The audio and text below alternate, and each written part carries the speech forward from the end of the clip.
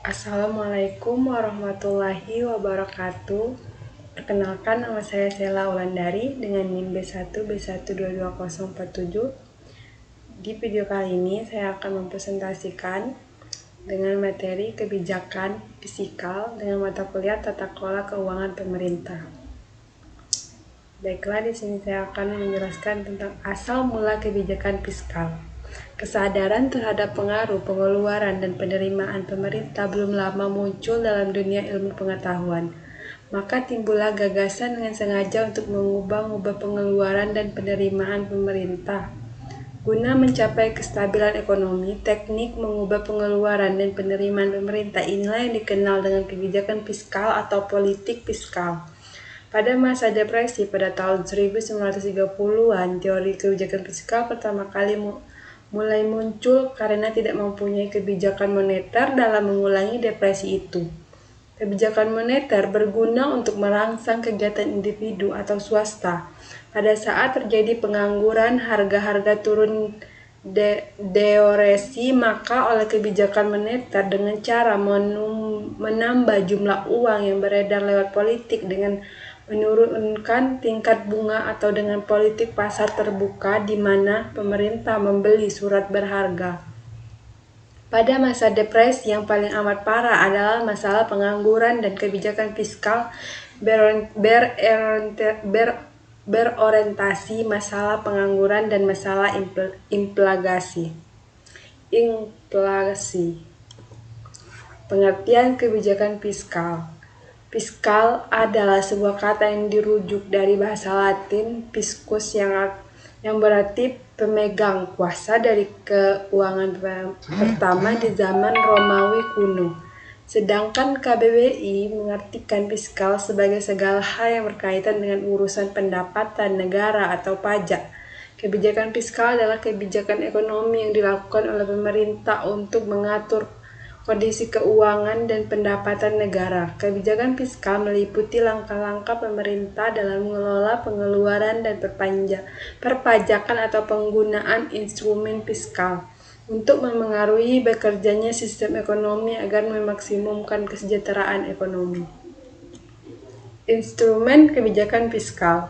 Yang pertama ada 1. Anggaran belanja seimbang. Anggaran belanja seimbang merujuk kepada anggaran yang disesuaikan dengan keadaan atau kondisi perekonomian.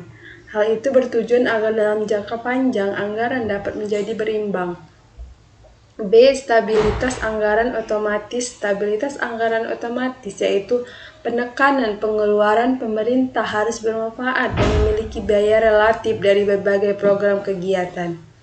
Yang ketiga ada pengelolaan anggaran, artinya hubungan belanja pemerintah dengan penerimaan pajak secara langsung digunakan untuk memperkecil ketidakstabilan ekonomi dengan menyesuaikan anggaran. Yang keempat pembiayaan fungsional. Pembiayaan ini merujuk kepada pengeluaran pemerintah yang diatur oleh dan untuk menghindari pengaruh langsung terhadap pendapatan nasional. Tujuan utamanya adalah untuk meningkatkan kesempatan kerja. Macam-macam kebijakan fiskal.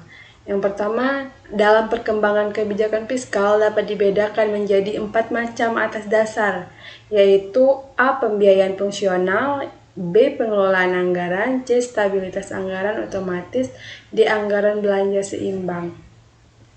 Tujuan kebijakan fiskal. Secara garis besar, tujuan dari kebijakan fiskal ialah untuk memengaruhi jalannya perekonomian dalam suatu negara dengan berbagai sasaran. Seperti berikut ini, yang pertama ada A. Meningkatkan pertumbuhan ekonomi serta PDB suatu negara. B. Mengurangi angka pengangguran dan memperluas lapangan pekerjaan. Yang C. Menstabilkan harga berbagai produk serta mengatasinya terjadinya inflasi. Fungsi kebijakan fiskal. Fungsi kebijakan fiskal diatur dalam Undang-Undang Nomor 17 Tahun 2003 Pasal 3 Ayat 4 tentang keuangan negara, yaitu fungsi otoritas, perencanaan, pengawasan, alokasi, stabilisasi dan distribusi. A. Fungsi otoritas adalah ketika anggaran negara menjadi pedoman untuk mencari pendapatan dan belanja untuk tahun yang bersangkutan. B. Fungsi perencanaan merujuk ketika anggaran negara menjadi dasar bagi manajemen dalam merencanakan anggaran tahun yang bersangkutan. C. Fungsi pengawasan adalah ketika anggaran negara menjadi pedoman untuk menilai apakah kegiatan penyelenggaraan pemerintah negara sesuai dengan ketentuan yang telah ditetapkan. D. Fungsi alokasi, yaitu ketika anggaran negara dialokasikan untuk tujuan mengurangi tingkat kemiskinan. E. Fungsi stabilisasi, yaitu ketika anggaran pemerintah menjadi alat untuk memelihara dan mengupayakan keseimbangan fundamental perekonomian. F. Fungsi distribusi, yaitu ketika kebijakan negara membuat kebijakan anggaran dengan adil dan rasa kepatutan. Kaitan antara kebijakan fiskal dan kebijakan moneter. Kebijakan fiskal dan kebijakan moneter memiliki kaitan erat dengan inflasi. Di Indonesia, kebijakan fiskal dipegang oleh pemerintah sebagai otoritas yang memegang pengeluaran pemerintah. Sementara kebijakan moneter dipegang oleh Bank Indonesia sebagai otoritas moneter. Kedua instrumen kebijakan fiskal yaitu penerimaan dan pengeluaran sangat penting karena kedua instrumen tersebut berkaitan erat dengan anggaran negara. Dengan pengaturan anggaran negara diharapkan kebijakan fiskal dapat menciptakan kondisi ekonomi yang stabil dan terus tumbuh. Dalam menekan laju inflasi di Indonesia selain melalui kebijakan fiskal juga melalui kebijakan moneter.